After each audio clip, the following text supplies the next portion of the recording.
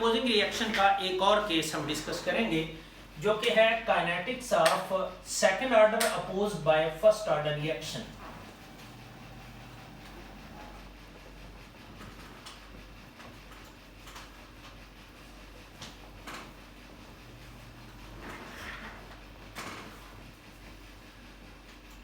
इसके लिए स्कीम ये है कि ए और बी हमारे पास कोई रिएक्टेंट हैं जो कि प्रोडक्ट सी में जा रहे हैं।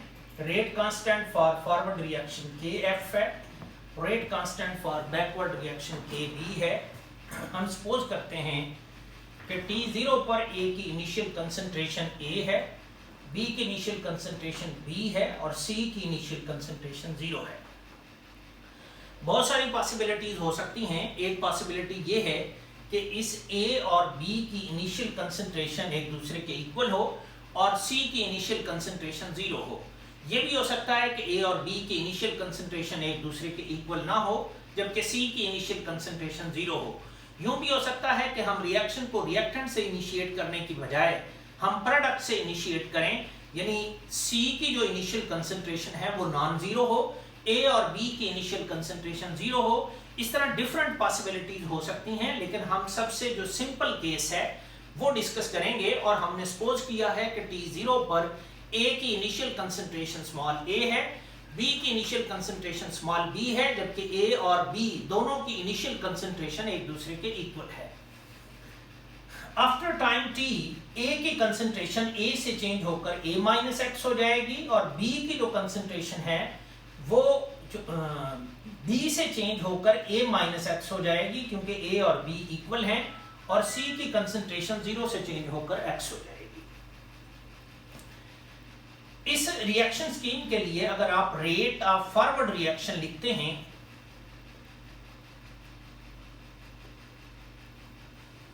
तो ये यूं लिखा जाएगा, rate of forward reaction is directly proportional to the available concentration of A and available concentration of B. Rate of forward reaction will be equal to a rate constant for forward reaction Kf. A की available concentration को हमने A-x का नाम दिया था और B की available concentration को भी हमने A-x का नाम दिया था, यानी Rf will be equal to Kf into A-x raised to power 2.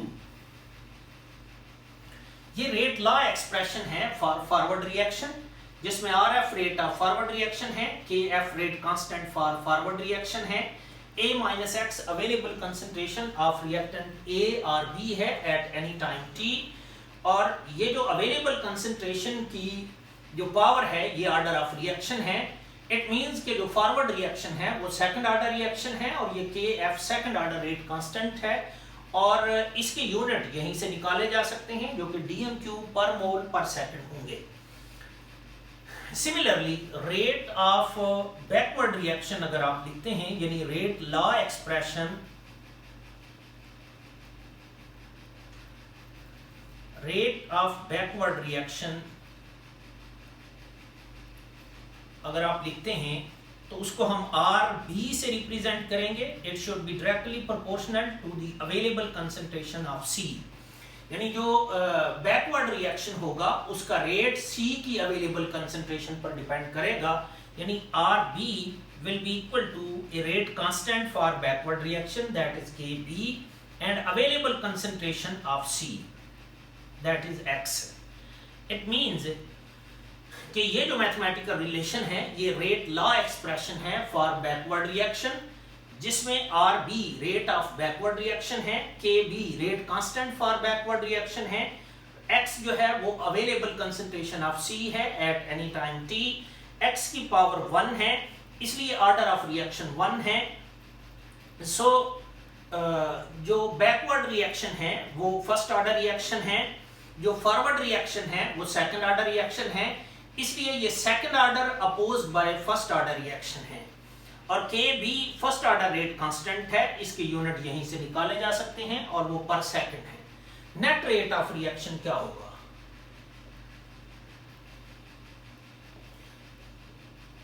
Net rate of reaction, आपने रिएक्शन को रिएक्टेंट A और B से इनिशिएट किया है।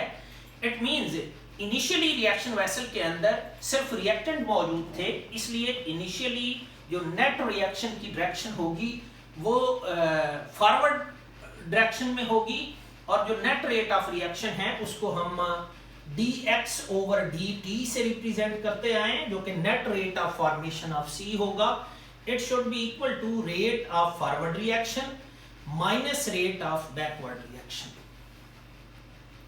अब जानते हैं कि मैंने रेट ऑफ फॉरवर्ड रिएक्शन यानी RF की वैल्यू ये लिखी है और RB की वैल्यू ये लिखी है. RF और RB की ये वैल्यू इस एक्सप्रेशन में यहां पर पुट कर दें, यानी dx over dt will be equal to kf into a minus x raised to power 2 minus kb into x.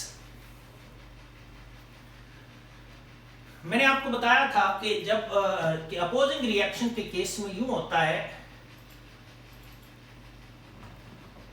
कि रिएक्टेंट और प्रोडक्ट की जो कंसंट्रेशन है वो with the passage of time change होती है.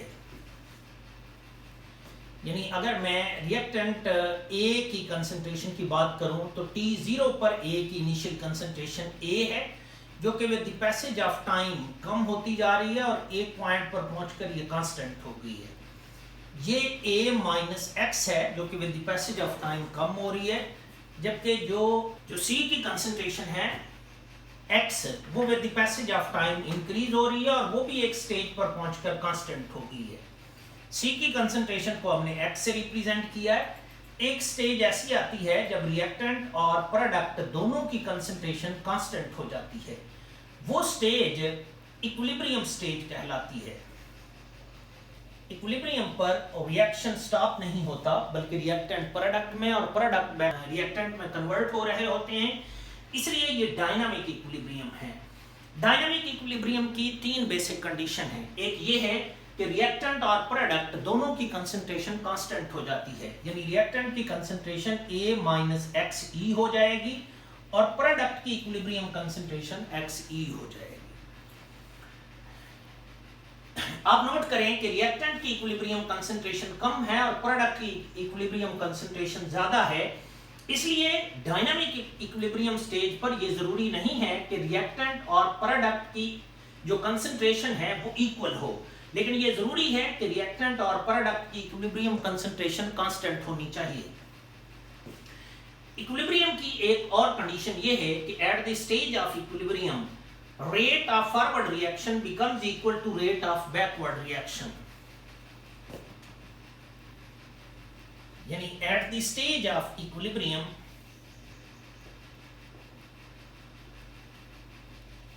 rate of forward reaction should be equal to rate of backward reaction.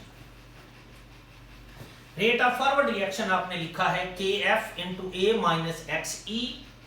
ये value इधर पुट कर दें, a minus XE raise to power 2 is equal to KB into XE. याद रहे कि at the stage of equilibrium मैंने x को XE से रिप्लेस कर दिया है.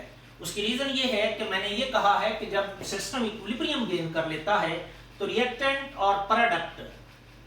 और प्रोडक्ट दोनों की कंसंट्रेशन कांस्टेंट हो जाती है और एट इक्विलिब्रियम रिएक्टेंट की जो कंसंट्रेशन है वो कांस्टेंट है और वो A माइनस XE है, जबकि प्रोडक्ट की concentration eight the stage of equilibrium वो XE है.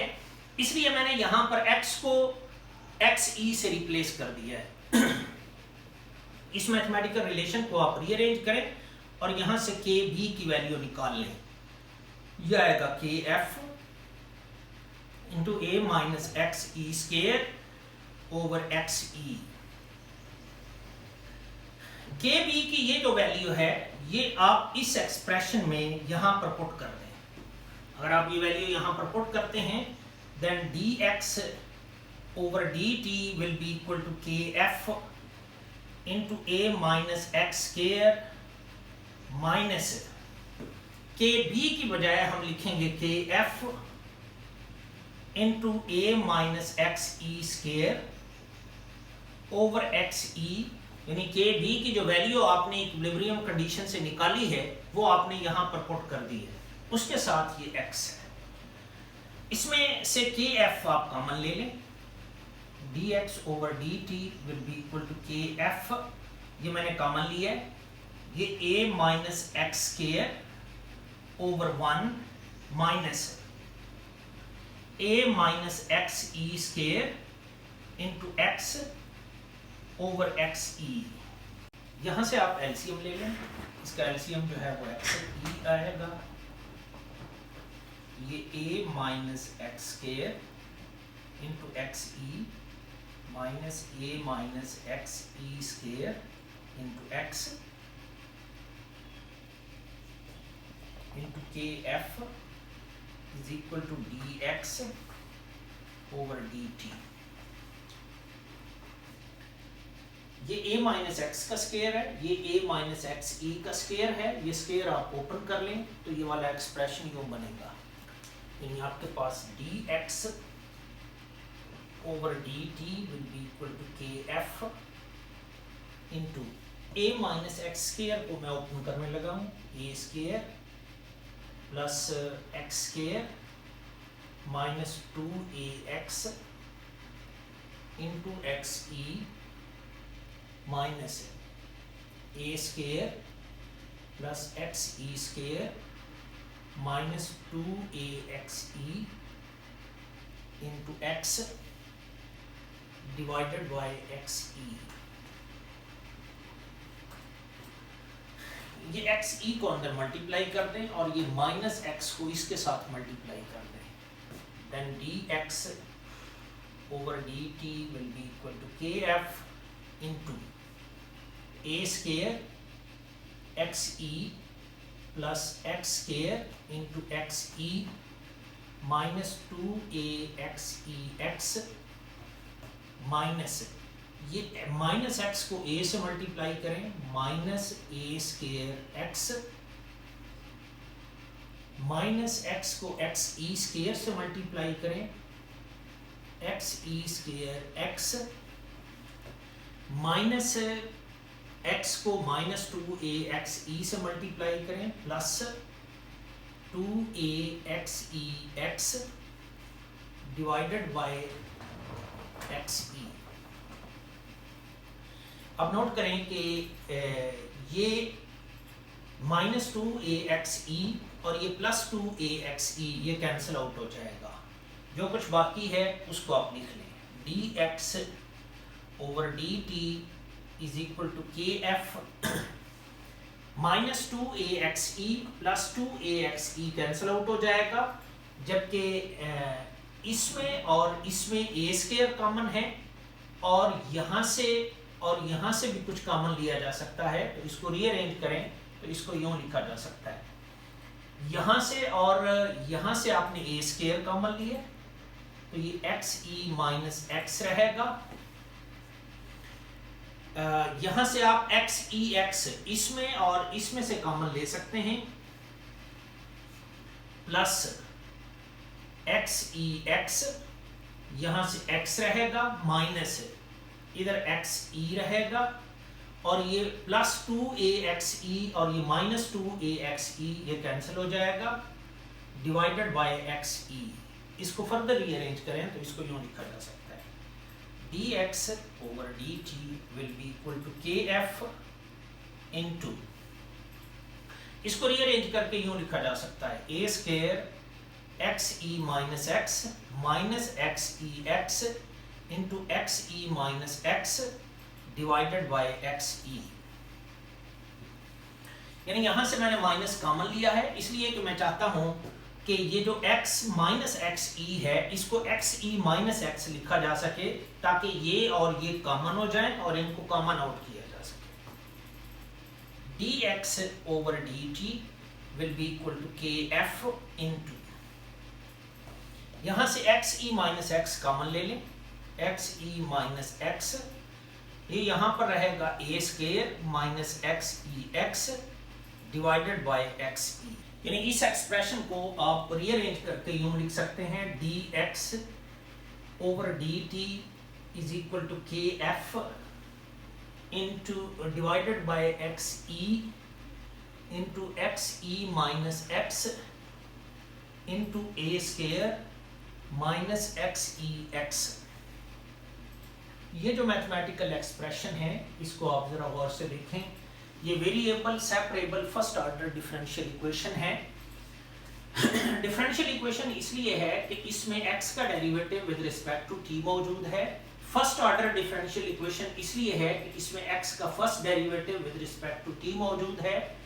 और ये variable separable first order differential equation इसलिए है कि इसमें x और t वेरिएबल हैं और वेरिएबल को सेपरेट किया जा सकता है, इसलिए ये variable separable first order differential equation है।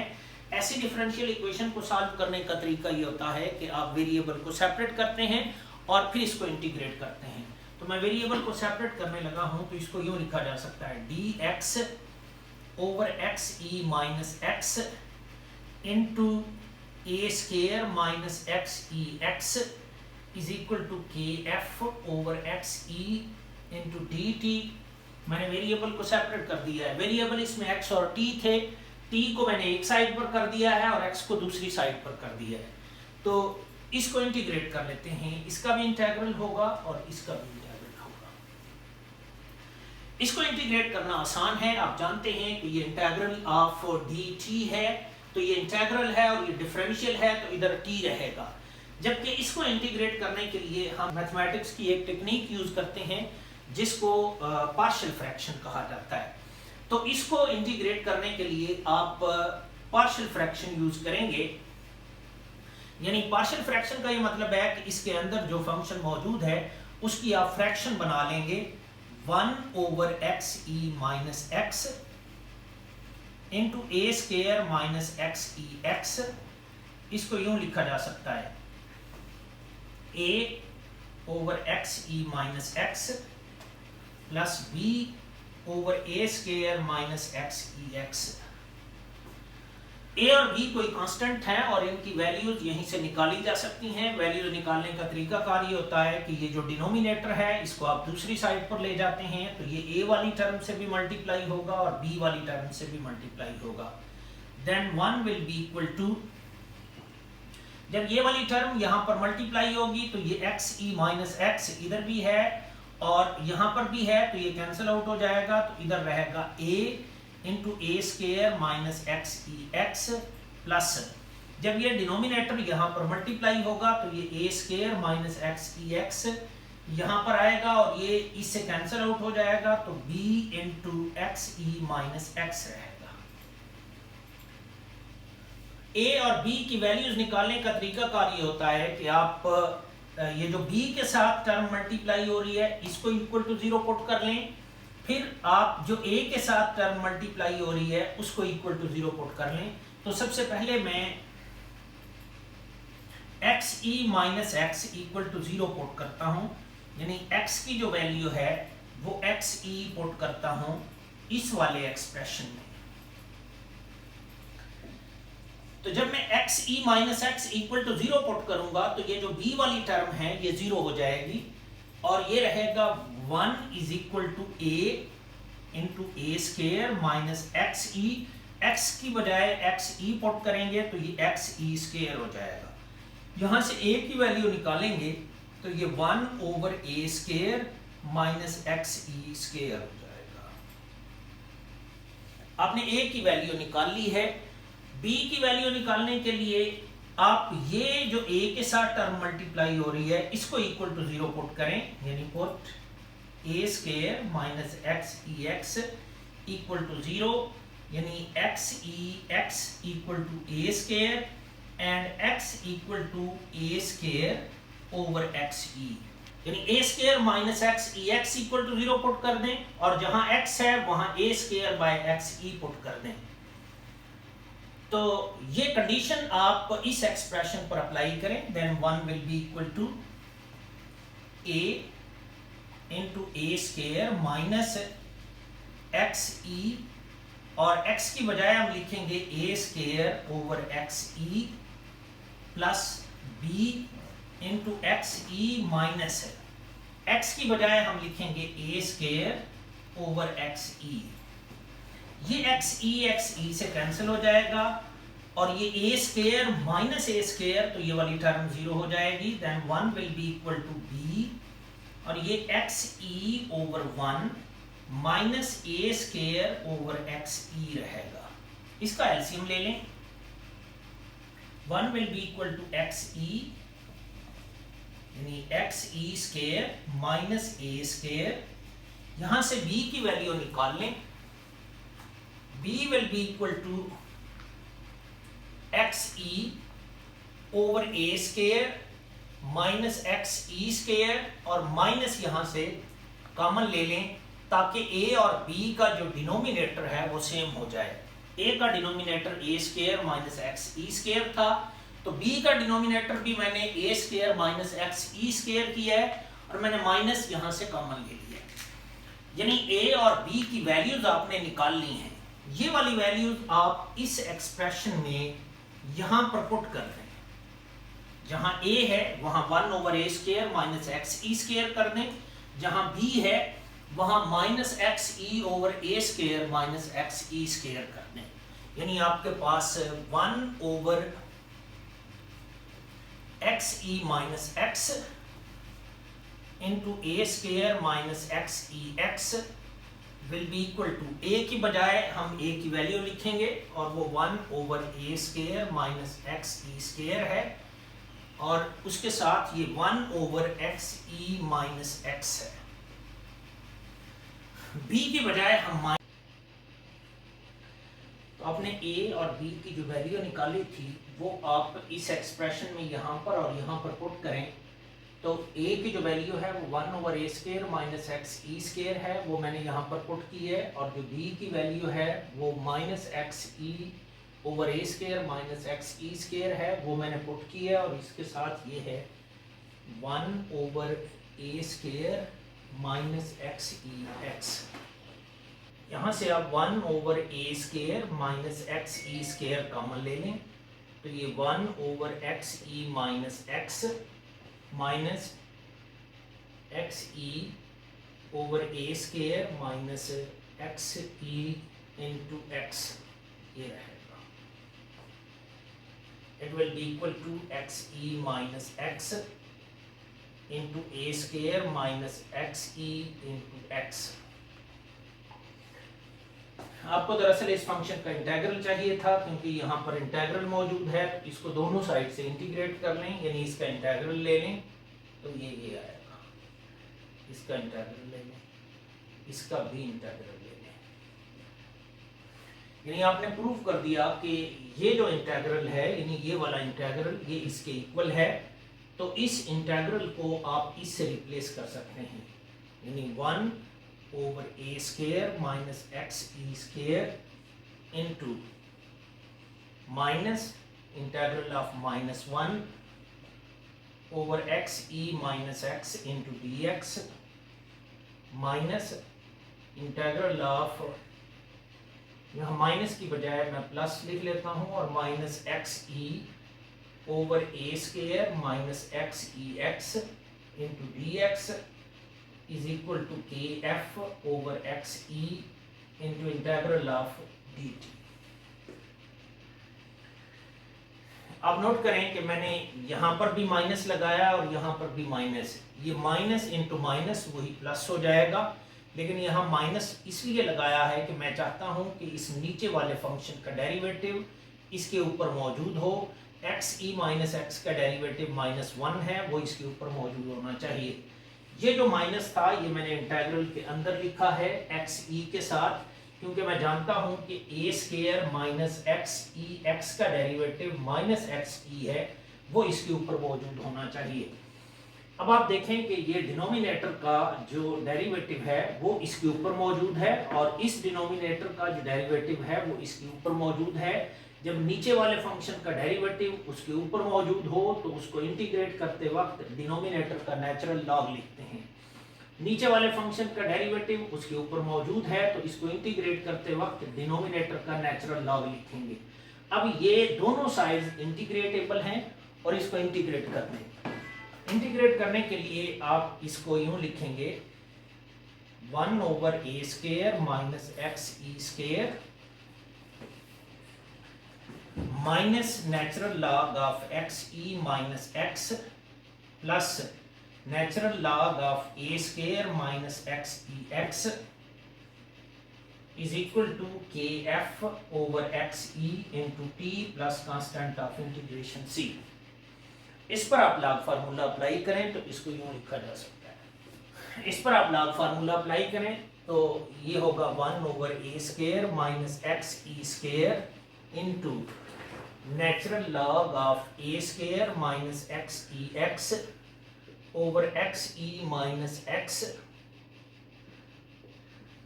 is equal to kf over xe into t plus constant of integration c। c की वैल्यू निकालने के लिए आप इनिशियल कंडीशन यूज करते हैं। इनिशियल कंडीशन क्या थी? जब आपने रिएक्शन को स्टार्ट किया था तब t 0 था और उस वक्त x की जो वैल्यू है वो 0 थी, यानी रिएक्टेंट की वो कंसंट्रेशन जो प्रोडक्ट में कन्वर्ट हुई थी वो 0 थी।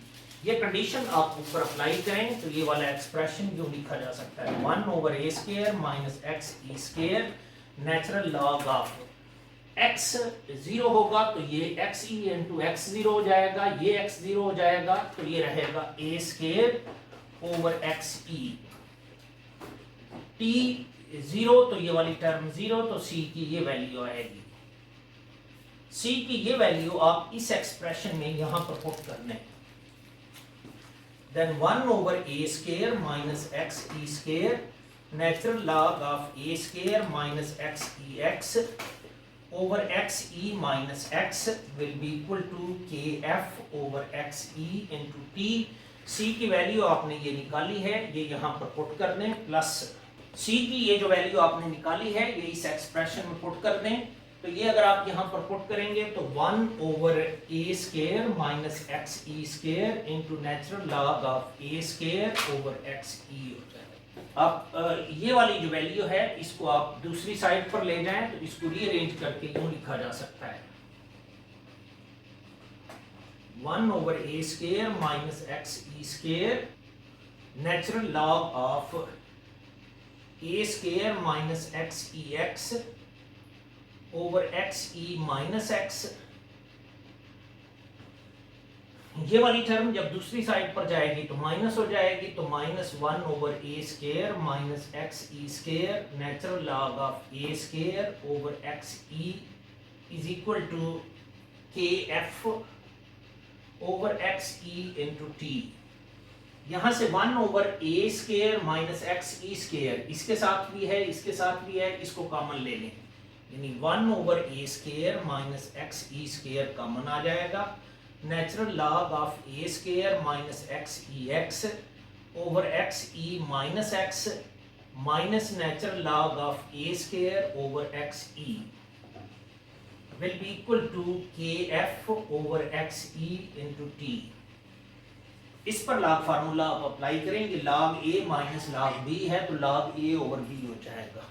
तो इसको यूं लिखा जा सकता है 1 over a square minus x E square natural log of a square minus x e x over x e minus x, denominator में आएगा a square over x e is equal to k F over x E into t. इसको further simplify करें तो इसको यूं लिखा जा सकता है 1 over a square minus x E square natural log of a square minus x e x into x E over a square is equal to k F over x E into T.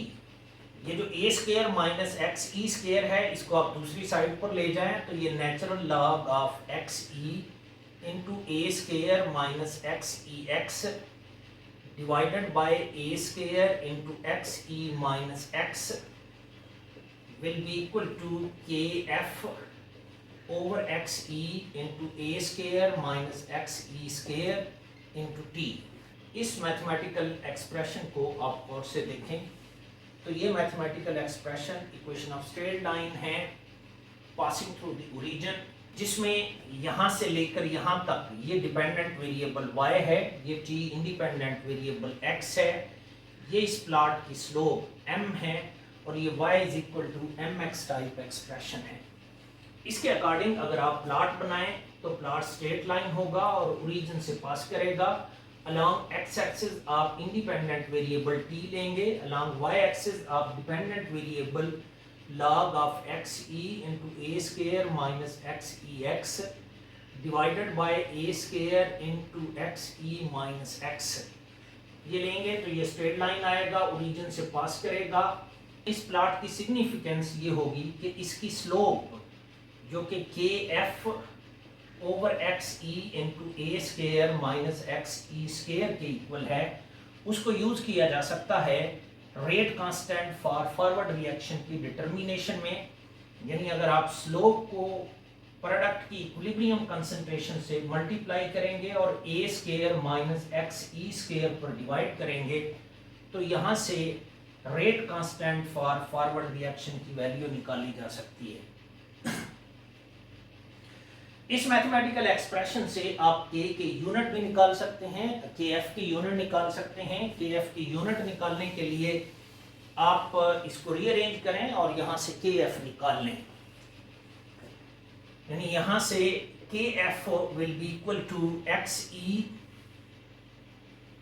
Over a square minus x E square into t into natural log of xe into a square minus xex divided by a square into xe minus x।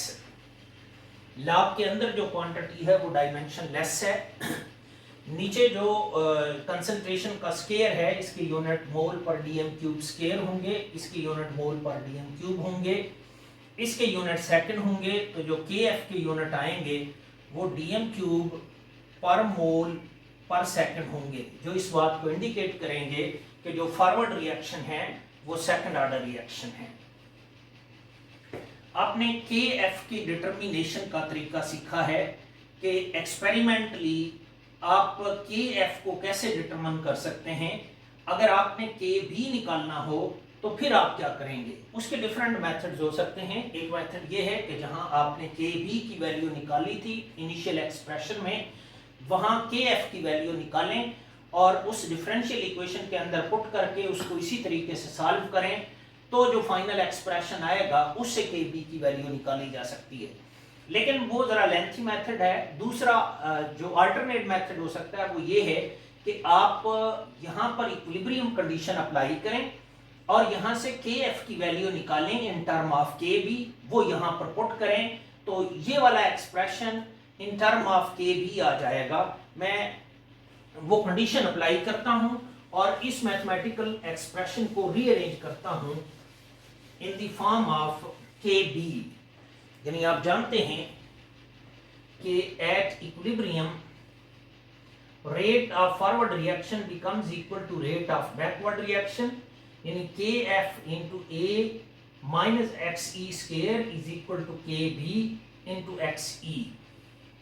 मैं यहां से k F की value निकाल लेता हूं जो कि K B into x E over A minus x E square आएगी। के एफ की ये वाली जो वैल्यू है मैं यहां पर पुट कर देता हूं। अगर आप के एफ की ये वैल्यू इस एक्सप्रेशन में यहां पर पुट करते हैं then it will be equal to के B into x E divided by A minus x E square into A square minus x E square into t.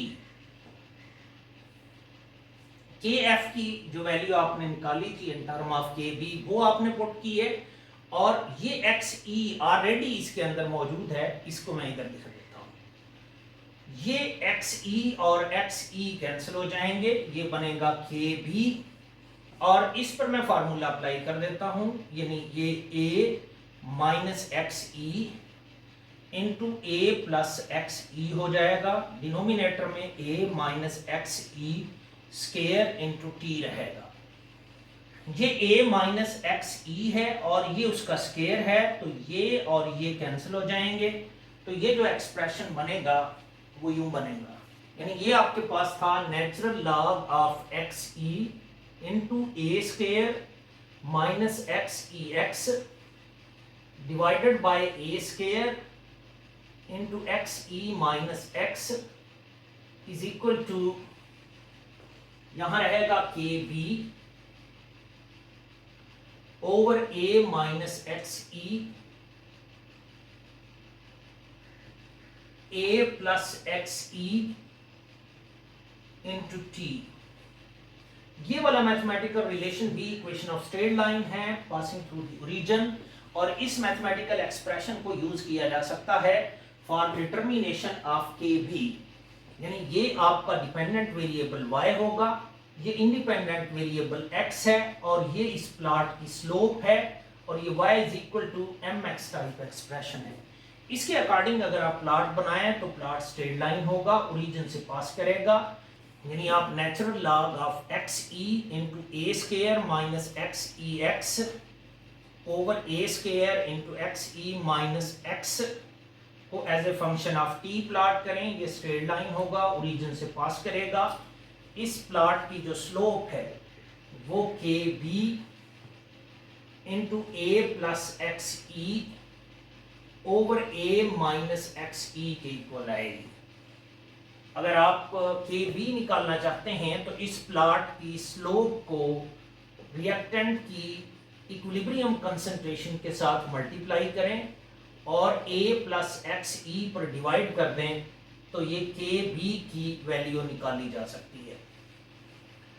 इस मैथमेटिकल एक्सप्रेशन को use किया जा सकता है KB के यूनिट निकालने के लिए, और अगर आप KB के यूनिट निकालना चाहते हैं तो आपको पहले KB का एक्सप्रेशन निकालना पड़ेगा। तो KB को इधर रहने दें, बाकी सब कुछ दूसरी साइड पर ले जाएं। तो ये A minus XE over A plus XE into T natural log of XE into A square minus XEX divided by A square into XE minus X। जो लॉग के अंदर क्वांटिटी है वो डायमेंशन लेस है, ये भी कंसंट्रेशन है और ये भी कंसंट्रेशन है। इसके यूनिट भी मोल पर डीएम क्यूब हैं, इसके यूनिट भी मोल पर डीएम क्यूब हैं, तो ये कैंसिल हो जाएंगे। तो KB के जो यूनिट आएंगे वो पर सेकंड होंगे, जो इस बात को इंडिकेट करेंगे कि जो बैकवर्ड रिएक्शन है वो फर्स्ट ऑर्डर रिएक्शन है। यानी आपने KF निकालना सीखा, आपने KB निकालना सीखा। जब आप KF और KB दोनों की वैल्यूज निकाल लेते हैं तो आप इस पोजीशन में होते हैं कि आप इन दोनों की रेशो निकाल सकते हैं, जो कि इक्विलिब्रियम कांस्टेंट कहलाती है। यानी आप ये जानते हैं कि कैपिटल KC यानी equilibrium constant is equal to rate constant for forward reaction है divided by rate constant for backward reaction है। यानी आपने KF की वैल्यू भी निकाल ली और KB की वैल्यू भी निकाल ली, इन दोनों की आप रेशो लें तो ये जो रेशो है ये equilibrium constant for the reaction की वैल्यू देगी। आपने ये भी नोट कर लिया कि ये जो KF है इसके यूनिट डीएम क्यूब पर मोल पर सेकंड है, जबकि जो KB है इसके यूनिट पर सेकंड है। तो जो KC के यूनिट आएंगे वो डीएम क्यूब पर मोल होंगे। इट मींस कि अगर फॉरवर्ड रिएक्शन का ऑर्डर और बैकवर्ड रिएक्शन का ऑर्डर डिफरेंट हो तो फिर KC डायमेंशन लेस क्वांटिटी नहीं होती, बल्कि उसके कोई यूनिट होते हैं। यहां पर KC के जो यूनिट हैं वो कंसंट्रेशन के का इनवर्स यूनिट है। तो KC को निकालने का एक तरीका तो ये हो सकता है कि आप KF और KB निकालें और उनकी रेशो से KC निकाल लें। एक और तरीका भी हो सकता है, मैं वो आपको बताने लगा। यानी अगर आप इक्विलिब्रियम कंडीशन अप्लाई करें, एट इक्विलिब्रियम आप जानते हैं rate of forward reaction becomes equal to rate of backward reaction, यानी KF into A minus XE square should be equal to KB into XE। इसको मैं रीअरेंज करने लगा हूं, मैं KF को इधर रहने देता हूं और KB को इधर ले आता हूं। KB into XE over A minus XE square. मैंने कहा कि ये जो KF और KB की रेशो है इसको इक्विलिब्रियम कांस्टेंट कहा जाता है। यानी ये जो इक्विलिब्रियम कांस्टेंट है it will be equal to XE over A minus XE whole square. ये वो एक्सप्रेशन है जो आप FSC में लिखते थे कि आप प्रोडक्ट की इक्विलिब्रियम कंसंट्रेशन के प्रोडक्ट को ऊपर लिखते थे और रिएक्टेंट की इक्विलिब्रियम कंसंट्रेशन के प्रोडक्ट को डिनोमिनेटर में लिखते थे। इट मींस ये equilibrium concentration of the product C है। आपका रिएक्शन ये था कि A और B ये C में जा रहे थे, ये KF था और ये KB था। इसकी जो C की इक्विलिब्रियम कंसंट्रेशन है वो XE है और जो A या B की इक्विलिब्रियम कंसंट्रेशन है वो A माइनस XE है।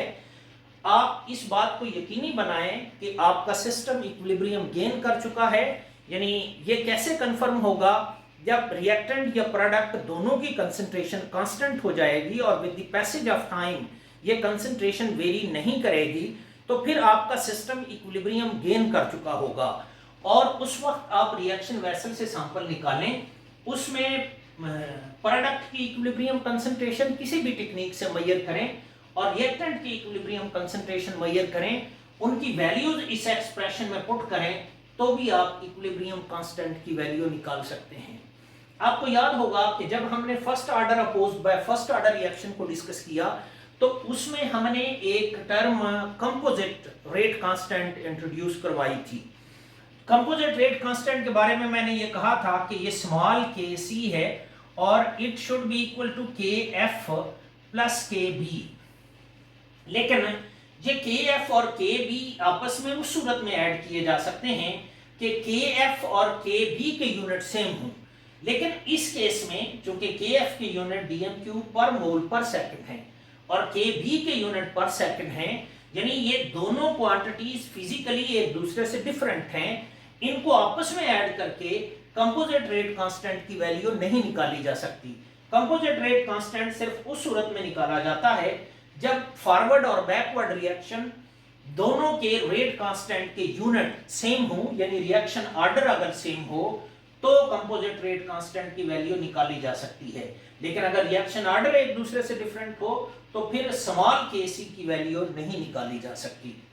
अगर आप kc यानी कैपिटल KC इक्विलिब्रियम कांस्टेंट की वैल्यू निकाल लेते हैं तो ये जो kf और kb है ये काइनेटिक्स पैरामीटर हैं, जबकि ये जो kc है ये थर्मोडायनामिक पैरामीटर है। थर्मोडायनामिक पैरामीटर इसको इसलिए कहते हैं कि आप जानते हैं कि जो डेल्टा G है वो minus RT natural log of kc के इक्वल होता है। यानी अगर आपके पास इक्विलिब्रियम कांस्टेंट की वैल्यू है और आपके पास टेम्परेचर की वैल्यू है तो आप एक पर्टिकुलर रिएक्शन के लिए स्टैंडर्ड गिब्स फ्री एनर्जी की वैल्यू निकाल सकते हैं। इस तरह आप काइनेटिक्स को थर्मोडायनामिक्स से कोरिलेट कर सकते हैं। तो ये था kinetics of second order reaction opposed bye first order reaction.